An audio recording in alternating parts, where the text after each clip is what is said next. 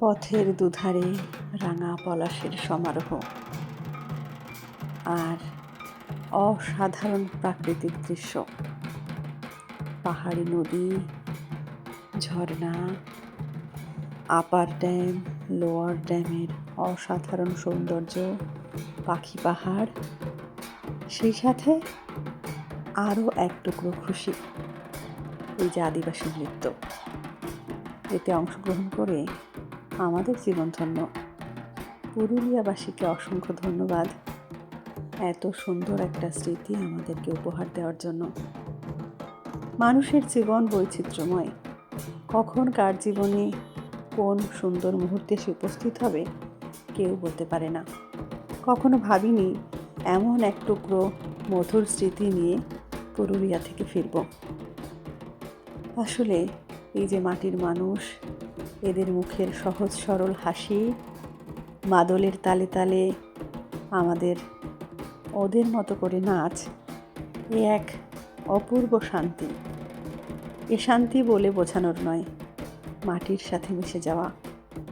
আসলেই তো আমাদের জীবন ওই মাটিতেই মিশে যাবে। মাটি খাঁটি, মাটিতেই আমরা সবাই মিশে যাব। প্রকৃতি বড়ই সুন্দর, সুন্দর সুন্দর ছোট্ট ছোট্ট মাটির বাড়ি, অসাধারণ মনোরম পরিবেশ, আর এই সহজ সরল মানুষগুলো যাদের মুখের দিকে তাকালেই এক মায়া অনুভব হয়, এক অদৃশ্য টান।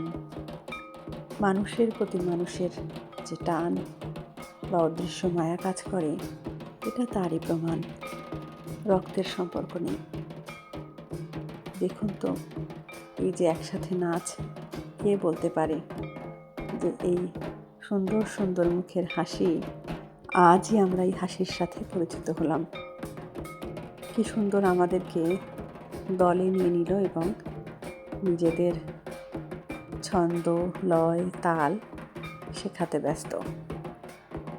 ভীষণ ভালো লেগেছে পুরুলিয়াবাসী, পুরুলিয়ার মানুষজন, সেখানকার পরিবেশ, গ্রাম্য জীবন, দারিদ্রতা, তাদের বেঁচে থাকার লড়াই, সব মিলেমিশে এক মন্ত্রমুগ্ধ এক রাস স্মৃতি নিয়ে ফিরলাম।